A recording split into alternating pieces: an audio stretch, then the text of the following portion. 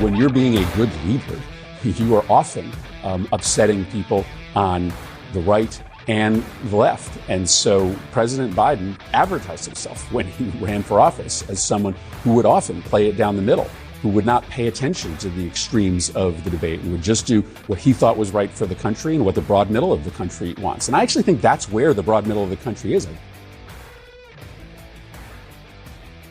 Chris Coons saying Joe Biden is doing great because both sides are furious with him.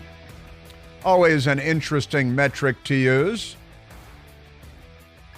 No, it's not true. Hamas is quite happy with him. Lebanon firing rockets into Israel today. Hamas in the Gaza firing rockets into Israel today, trying to kill as many Israelis as possible, trying to kill as many Jews as possible. They believe that river, from the river to the sea, is a mantra calling for Israel to be wiped off the map because that's what it is. And they're chanting it on college campuses. But when you ask Congressman Jamal Fire Alarm Bowman, he says, oh, no, that's not hate. So that's just fine. The hate speech, that's not hate speech. Calling him a wanker, that's hate speech. Remarkable stuff. No, you're a wanker. That's not hate speech. That's a statement of fact, wanker.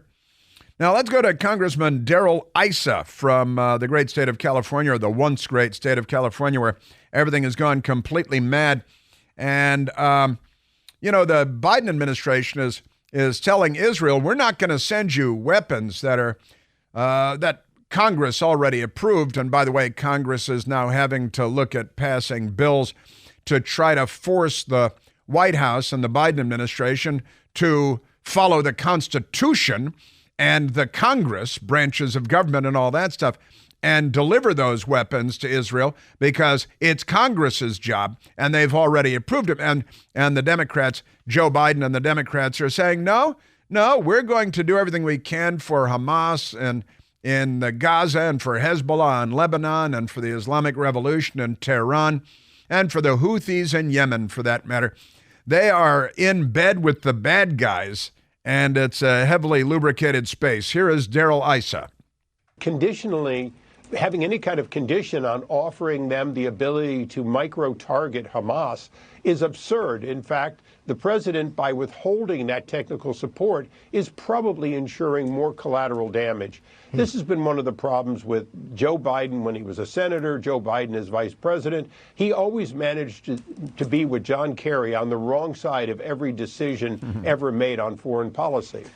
That is a fact. Darrell Issa has been paying attention for a long time, and Robert Gates, the former defense secretary and CIA director in both Democrat and Republican administrations, famously said Joe Biden has been wrong on every foreign policy issue for the last 40 years, and it might even go beyond that.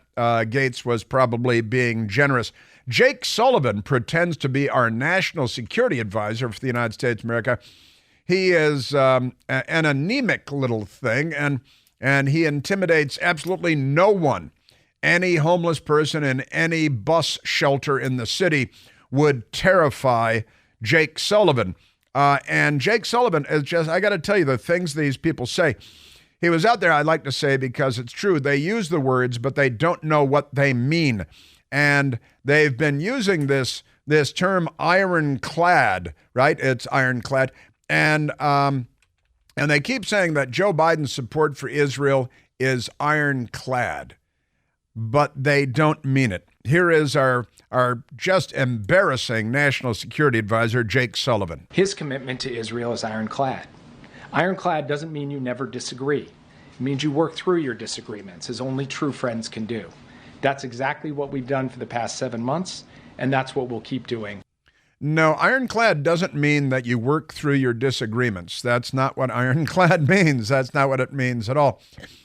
It means sheathed in armor, used especially of naval vessels, ironclad, but so firm or secure as to be unbreakable as such, having no obvious weakness, binding. It doesn't mean, sure, we disagree and we're locking everything up and we're not moving anywhere. We're we're in gridlock. That's not what Ironclad means. And he comes out and with a bunch of dim-witted, slack-jawed fake reporters who are Democrats, many of them transgender, and I'm assuming, and they just sit there with their mouths agape, listening to this and saying, well, nothing is what they're saying. But Jake Sullivan, that's not what the word ironclad, you just came out and said ironclad doesn't mean this and it does mean that. No, you're wrong again. Just start with the semantics. He did say one thing about Israel that took the world by surprise, took me by surprise too. He said what Israel is doing and going after Hamas is, not technically, it's not really, as all the Democrats on college campuses and the professors too, and radical lefties in Europe are saying, it's what Israel is doing is not genocide. It's definitely not genocide. We believe Israel can and must do more to ensure the protection and well-being of innocent civilians. We do not believe what is happening in Gaza is a genocide. We have been firmly on record rejecting that proposition. They've been, that's not true. They have not been firmly on record rejecting that proposition. That is false. They haven't said a peep about it until he said it, which is yesterday, which is why it got all this attention. And that's just false. It's not true. Other than that, it's fine. But we have a news media that sits there slack-jawed. And then he says, more falsehoods from Jake Sullivan. Senator George Mitchell, long time U.S. Senator. He was an adult back in the time when we had adults up on Capitol Hill. Those days are gone. And Senator George Mitchell was very directly involved in I believe it was called the Good Friday Accords, peace agreement between the Irish Catholics in Ireland and Northern Ireland in particular, and Great Britain, because Great Britain, with all their colonialism and all of that colonizing, in conflict, armed conflict, the IRA and all that stuff. And George Mitchell brokered a peace deal, the Northern Ireland peace agreement with Great Britain. And he's using, Jake Sullivan is using this as an analogy. Now, that went on for years, right? And he said, here's what he said about George Mitchell and the Irish peace accords from decades ago. Senator Mitchell said quite famously that negotiations are 1,000 days of failure and 1 day of success. And right now we're in the former days rather than the latter day. And I did the math on this, and they've actually been in the White House for more than 1,000 days. They've been in for well over 1,000. So you've had more than 1,000 days of failure. And the Good Friday Agreement with Ireland is not really the same as Hamas and radical Islamic jihadis and Iran behind the curtain. Not at all, because we've thrown out Western standards altogether. The Irish are not Hamas. They're kind of tough. I'm Irish and Basque. Right? My father Basque, Jules Orteg. My mother Irish, Barbara Ann Barnes. And growing up, knowing that I had terrorist organizations on both sides of my bloodline, the Irish Catholics on the one side, the Basques with the ETA on the other side. And I always told people, if I convert to Islam, get out of the way, because this could be problematic. Yeah, so the 1,000 days of failure and 1 day of success. Well, you guys are nothing but failures so far. And this is an ongoing war on a scale. I gotta tell you though, also in the United States, it's been more than 6 months for the war in Israel now, right? We've had in October, November, December, right? Yeah, more than 6 months. Look at the number of homicides we've had in the United States since the October 7th attack. I bet more than 10,000 homicides in the United States, almost all of them perpetrated by Democrats. Just extraordinary. These people, can I say these people? Is it better if I say those people? I'm always torn on that. Antony Blinken is our useless nub of a Secretary of State, our chief diplomat. He lives in a $10 million house over by the Saudi ambassador's residence along the Potomac River in Virginia. And there's an encampment in front of his house of Democrats who are dressed up like Hamas jihadis with Palestinian headdresses. And they're sleeping on the roadside. I'm not kidding, with Palestinian flags and protest signs like, "From the river to the sea and ceasefire now." How about in Ukraine, where more than 500,000 people have been killed, you maroons? But here's Antony Blinken. He was on Face the Nation on Sunday, and he said a couple of things that I didn't hear him until yesterday, because who watches Face the Nation? But I heard them yesterday. I said, well, wait a minute. You're saying you want Israel to pull out of Gaza, knowing that Hamas will take over and the terrorist army will live to perpetrate genocide another day. Antony Blinken. What are we seeing right now? We're seeing parts of Gaza that Israel has cleared of Hamas, where Hamas is coming back, right, including in the north, including in Khan Yunis. As we look at Rafah, they may go in and have some initial success, but potentially at an incredibly high cost to civilians, but one that is not durable, one that's not sustainable. And they will be left holding the bag on an enduring insurgency, because a lot of armed Hamas will be left, no matter what they do in Rafah. Well, okay, so no matter what, so there's no winning, all right? So there's no winning because Hamas, it doesn't matter. They're like creepy water, and if you clear Hamas out of the north, when you evacuate Israeli troops from the north, then Hamas moves back in. But if you go in after their leadership, where they are in Rafah, and where there are at least 3 brigades of Hamas, that is to say thousands of Hamas fighters with their AK-47s and their suicide vests, and they smell bad and all the rest. But if you go in there, but the civilians, what about the civilians? Well, maybe Hamas should come out onto the field of battle like honorable people and fight a pitched battle against the Israeli military rather than using their own families as human shields. But they never talk about that, do they? Now, listen to what Blinken says. What he's advocating, from what I can tell, is that Israel pull out of Gaza knowing that it will be left in the hands of Hamas, which is a genocidal death cult hell-bent on the total destruction of the state of Israel from the river to the sea, just like Democrat college students. Or if they leave and get out of Gaza, as we believe they need to do, then you're going to have a vacuum, and a vacuum that's likely to be filled by chaos, by anarchy, and ultimately by Hamas again. So that's your plan. Their plan is for Israel to get out as we believe they need to get out, if they pull out as we believe they need to do, right?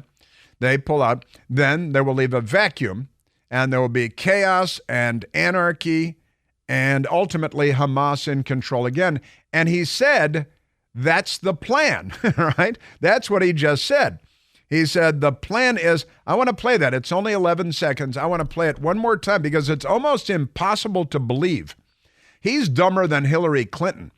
When she was our Secretary of State, we were bombing everybody forever. And there was no diplomacy anywhere. And Benghazi, too, by the way. Hillary, Benghazi, Hillary. These people, they fail and fail and fail, and the consequences are tragic. And the news media gives them awards for it. All right, so listen to this, only 11 seconds. We want Israel to get out of Gaza, knowing that that will leave a vacuum that will be filled by chaos and anarchy, and Hamas will take over again, and then we'll be back to day one, ground zero. If they leave and get out of Gaza, as we believe they need to do, then you're going to have a vacuum, and a vacuum that's likely to be filled by chaos, by anarchy, and ultimately by Hamas again. All right, and that's what you believe should happen. That's what he just said. He believes that Israel should get out because civilians might get hurt while the Hamas are using them as their own families as human shields. I played the audio last week of the IDF soldier calling a father in Gaza and saying, get out of the building you're in. We're about to blow up the building across the street. And he said, no, we're going to stay here and die because that's what we like. You're dealing with an irrational, anti-civilizational enemy that you're left with no choice but to exterminate Hamas and their leadership and their rank and file. That's not a genocide. That's a war. But what they want is Israel to get out, avoid to be left, anarchy, chaos, Hamas in control, and then we start over again. That's their plan. They should all be fired, if not gassed. Hey, here's a sobering headline. New estimates show that more than 1 million babies were killed by abortion in 2023 after the repeal of Roe v. Wade.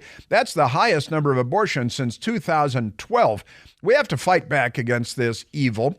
When they shout abortion, we shout life. We're on the right side. It's life. How do we do that now? Well, we do that by joining hands with Preborn.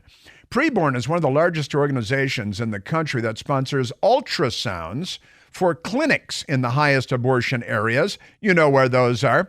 When a mother is considering abortion, and she sees her baby in an ultrasound and hears the heartbeat, sees the little fella kicking, it typically doubles the baby's chance of a long and happy life.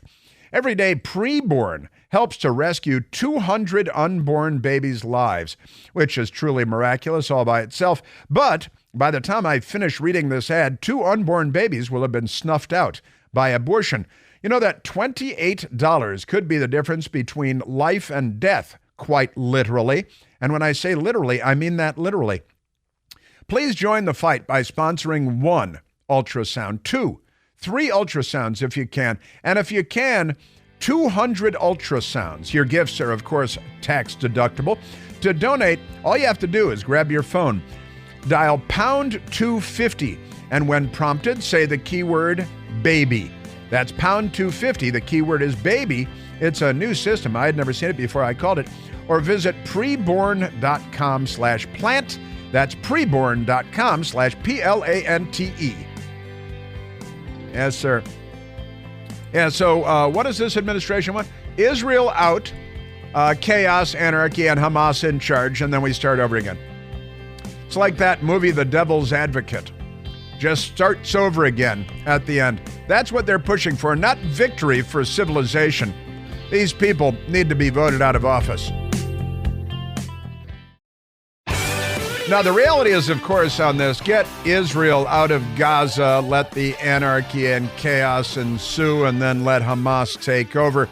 The reality is, I was talking to my friend Marty about this, and they don't care how many Gazans die. They don't care how many Palestinians die. They don't care how many Israelis die, how many Jews die, because this isn't a foreign policy strategy. This is a re-election strategy.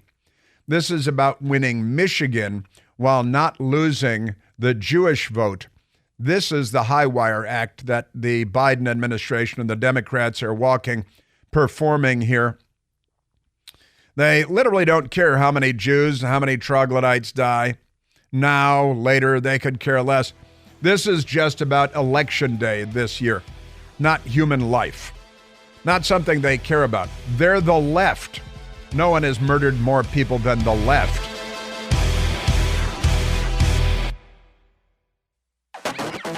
Yeah, a newsman friend of mine texted, and it's true. You know, news agencies don't use the word immigrant anymore, and they don't use illegal immigrant, and they certainly don't use illegal alien. For the most part, they just say migrant. They use the word migrant. That's right. You can't even say immigration when you're doing a story about immigration. Now you call it migration. You call the people migrants. And, they're moving into your daughter's bedroom and stealing her Schwinn bike. But that's okay. That's all right. No problem there. Just amazing stuff. And I haven't gone to a telephone call in a long time, and I should do that, talk to the nice people. And wait, what time is it? Yeah, okay. All right, we're all right. I still have to get to other crazy stuff because we have more crazy stuff. Crazy.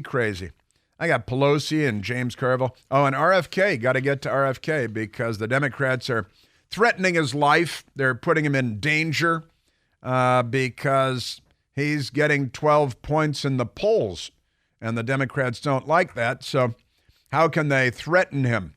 Oh, they can withhold Secret Service protection. Don't worry about the fact that his father was shot in the head and assassinated. Former U.S. Senator, Attorney General running for president, murdered by Sirhan while running for president. Pay no attention to that. And his uncle was John F. Kennedy, shot in the head by a communist or the CIA, either the CIA or a communist. And, hey, release those documents, CIA. It's only been, what has it been, 60 years? Go ahead and release them. All right, but right now let's go to the telephones, Michael. Let's go. Holy cow, let's go to Angela, calling from Montclair, Virginia. Angela, you're on the Chris Plant Show. Hey, Chris, how are you? I'm just great. Thank you. So nice to hear your voice. Well, the one thing I want to say is that the Democrat voters seem to me the same type of people that are that root for their Super Bowl team. They don't get anything if their team wins. They don't get any endorsements. They don't get any accolades. They just know that their team won, and they can say with their clenched teeth, my team won. And that's it. That's all they get. They get nothing from it, nothing at all. And so life gets worse. Your taxes are higher, inflation is higher. You have less money in your pocket. There's more crime. There's more mayhem, and then they lie to you about the crime. It's pretty amazing. Yeah, what they vote for is what they're voting for is the end of America. And while they come out and it's the old Russian playbook, Angela, where they come out and they say, oh, a vote for Republican is a vote for the end of democracy, when in reality a vote for them is a vote for the end of the United States of America. Well, man, look, whenever we say the Pledge of Allegiance, whenever we say to the republic for which it stands, we know that we're talking about a republic. And a republic, if we look at what a republic means and what democracy means, we know that a republic has different type of standards and different types of laws and everything that governs that.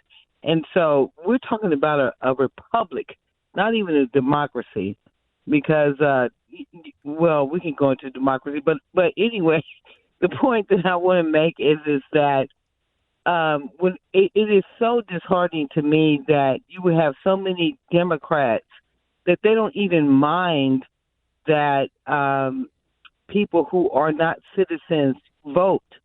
But the only thing that matters to them is that the Democrats win. And it reminds me of how they do the whole Super Bowl thing. It doesn't. Their team will win, but they get nothing from it. It's an interesting analogy. Won. Yeah. That their team won. Yeah. They don't get any type of contracts for endorsements. They don't get any type of accolades. Only thing they have is that my team won, and what that means to them is it matters very little. And the other thing that I want to say too is that whenever it comes to Donald Trump's pick for VP, the only person that I can think that will broaden his base and make his tent bigger will be Byron Donalds, the congressman from Florida. Because, whenever we look at Tim Scott's a good guy in my mind, but as far as a lot of black men are concerned, he's sort of like what they call, and I hate to say it all on the radio, but I'll say it.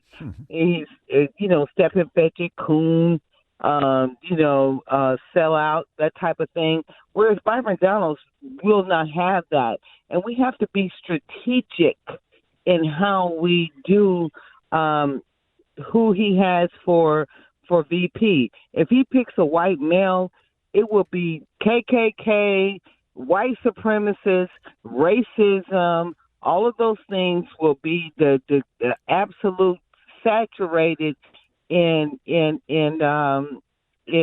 far as what they want to say. Why Donald Trump picked this person? Yeah, we can't have that. We can't have it. We cannot have it. You think that the Democrat Party will play the race card? Come on. That's all they're going to do. In fact, whenever racialize every decision, I find that hard to believe. Everything, man. And so whenever I called into C-SPAN, there were even people saying, well, he should pick David Duke because that's the type of people that they are. we don't need that. We need someone that's going to be strategic as far as his decision is concerned. I think Byron Donalds, being in that situation as far as vice president, he will learn how to run the country and foreign policy and those type of things. I have complete confidence that this man can deliver, expanding Trump's base and also broadening his tent as far as voters are concerned. Yeah. We cannot have a J.D. I like J.D. Vance. I mean, I don't have anything against him and everything, but as soon as Donald Trump, if he was to pick, because where we are in this country right now, if he were to pick a white male, all you're going to hear is KKK, white supremacists. Yeah. Well, I tell you, I mean, again, Angela, I think, this is what they do with everything all the time. They racialize everything. They're the party of the Confederate States of America. I know you know the litany, their history, but this is the party of racism and racial balkanization. And every day they divide us along lines of race. They divide us along lines of ethnicity. They divide us along lines of gender. And you might begin to think that they're racists, after hundreds of years of racism on a daily basis. My friend Hung Cao, for example, is running for Senate in Virginia. And he's just great. Naval Academy, son of immigrants from Vietnam, proud, great American with an extraordinary history as a naval officer and just a great American. He's running for the Senate against Tim Kaine. Tim Kaine, remember he was a VP running mate at one point. And the Democrats are running like hell against him, and they want to put this white guy, Tim Kaine, this rich white boy in there. And I mean, come on, this month is Asian Appreciation Month, too. And Asian Appreciation Month, I think it's time to appreciate Hung Cao in Virginia. And he's got a fun name, too. I mean, come on, it's Hung Cao.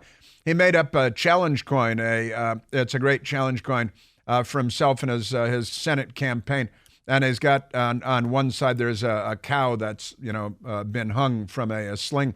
It's Hung Cao. It's great stuff. He's a great guy, a wonderful guy, great naval officer, and he'll make a great U.S. Senator, and he'll be on the side of America. Again, son of immigrants, Vietnam, escaped communism, the family escaped communism. He worked his way to the Naval Academy, great naval career, Navy captain, retired, and just a wonderful guy. And the Democrats have Tim Kaine. Come on, please. That's talk about business as usual, the worst of business as usual. Angela, thank you very much for the call. I need to get to RFK Jr. because I'm starting to run out the clock on myself again, as I'm so fond of doing. And keep in mind, tomorrow is Mailbag Day. Tomorrow's Mailbag Day, too. For mailbag questions, it's Hump Day in the Clinton household.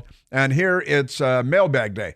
But I wouldn't want to rule out anything else, just for that matter. All right, now, Angela, thank you. Let's go to RFK Jr. RFK Jr. is running for president. He was running as a Democrat, and the Democrat Party ran him out because, and I read a poll, I think yesterday, that RFK Jr. is getting 12 points in some polls in key swing states, and that looks like taking it away almost entirely from Joe Biden. Right? I mean, he's a lifelong Democrat. He's not only a Kennedy Democrat, he's a Kennedy. And, and that tells you everything you need to know. Now, he's got some opinions that, go over here and go over there. Neither here nor there as far as I'm concerned. But I'm happy to have him as a voice in the debate because he's something of an iconoclast and he's kind of fun. And he says what he thinks. He's got this raspy voice, and he's got a brainworm. Which I think was an episode in the Twilight Zone, the old black and white Rod Serling Twilight Zone. Maybe that was an earwig. I'm not sure. But here's RFK Jr. talking about the fact that the Biden administration will not provide him with Secret Service protection. Now, Secret Service started providing protection to candidates after his father was murdered by Sirhan Sirhan, who was angry about U.S. policy involving Israel. We were too supportive of Israel. Well, the Democrats aren't supportive of Israel anymore, are they? No, they're not. Here's RFK Jr. talking about how he's had all kinds of crazy threats from lunatics, and they still won't give him Secret Service protection. He's running now as an independent or whatever because the Democrats chased him out of town. RFK Jr. Hey, everybody. You might have heard that yet another intruder broke into my house this week. Yet and another. Then returned to my house again shortly after the police released him. Last month, an armed gunman using falsified U.S. Marshal badges and phony federal ID and carrying an arsenal in his backpack tried to approach me at a speech in Los Angeles, a short distance from where my dad was assassinated. I don't want to make too big a deal of it, except that it highlights the need for Secret Service protection. I'd say that sounds fair enough. Lunatic, someone broke into his home, another one this week, and the lunatic in Los Angeles with an arsenal in his backpack. And why would that be of any concern to Joe Biden? They don't want him on the ballot. This would steal some votes from the Democrats. So, they want him out. I'm not saying necessarily they want him taken out, but they want him out. All right? And, the creep showing up at his house and the guy with the backpack and the guns reminded me of Brett Kavanaugh's home, not far, about a mile from this radio station, where the Democrat lunatic showed up with a gun in his backpack and extra magazines, kidnapping supplies, burglary supplies for breaking into the house, taking hostages, the guns. And he was planning on murdering 3 Supreme Court justices because of the Democrats. And they're self-immolating, and they're launching suicide attacks against police and members of Congress. RFK Jr. Every presidential candidate since the 1970s who's asked for Secret Service protection has received it, including my uncle, Edward Kennedy, Walter Mondale, John Glenn, Gary Hart, George McGovern, Bill Clinton, George Bush, John Kerry, Mitt Romney, Bernie Sanders, and many, many others. They've all received early Secret Service protection. Barack Obama received protection almost 2 years before the election. However, President Biden has made the historic decision to deny me a Secret Service detail. I'm the only one in history whose request has ever been denied. Maybe you should identify as black. That might help. RFK Jr. I don't spend time worrying about my personal safety, but I do worry about the safety of my family and their sense of well-being, and about the safety of bystanders if there happens to be a more serious incident. I'm troubled mostly by the weaponization of federal law enforcement agencies to serve political agendas. No kidding. Yeah, we noticed that too. Honestly, it's going on in New York today. You can't have a functioning democracy when candidates aren't safe. Elections and not assassinations are supposed to decide who takes office in America. Boy. In its threat assessment, the Secret Service concluded that I am at an elevated risk. The decision, therefore, to deny me protection was a naked political calculation. Now, I've got to say, I agree with him. I don't always agree with him. I often disagree with him on things, and that's fine. Not supposed to agree with everybody on everything, and that's just great. But good for him for saying it out loud. Candidates aren't safe. Why does the Biden White House not want Robert F. Kennedy Jr. of the Democrat Kennedy family, 2 of whom have already been assassinated while in politics? Why don't they want to give him Secret Service protection? What, too expensive? Maybe take a piece of that $2.3 billion going to JFK Airport, but not to white people, not to white men. I've got Kamala Harris and Joe Biden still to come, using colorful language and introducing us to a new racist acronym. Elections and not assassinations are supposed to decide who takes office in America.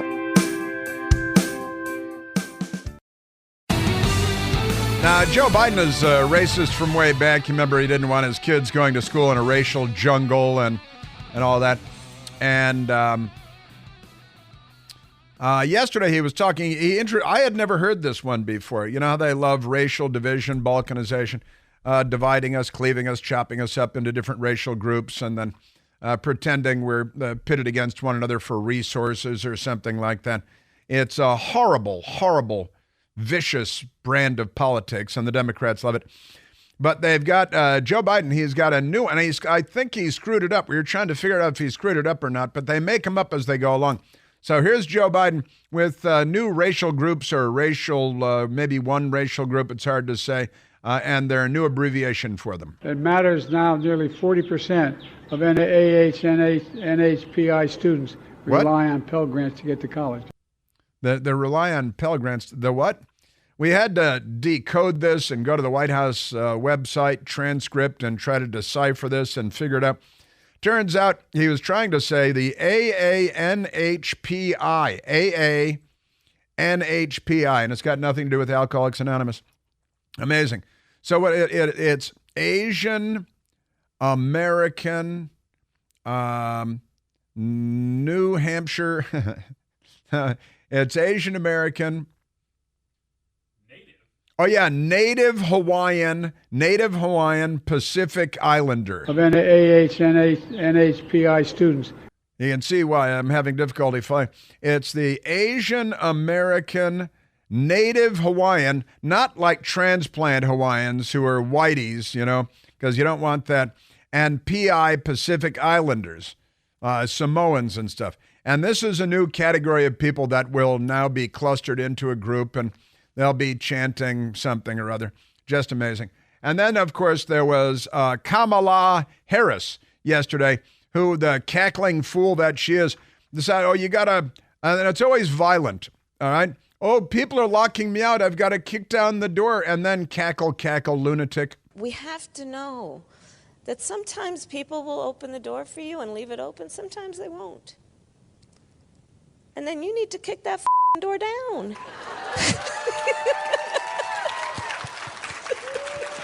Excuse my language.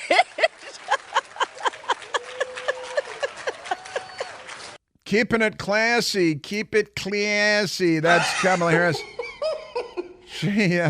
And the cackle. This is today's Democrat Party. They are not on our side.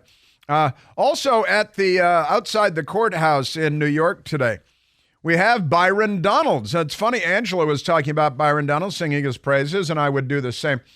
Byron Donalds is at the courthouse, outside the courthouse with President Trump. Vivek Ramaswamy is outside the courthouse. Governor Doug Burgum outside the courthouse today with Donald Trump. And they have that pimp lawyer testifying again. He's a big liar.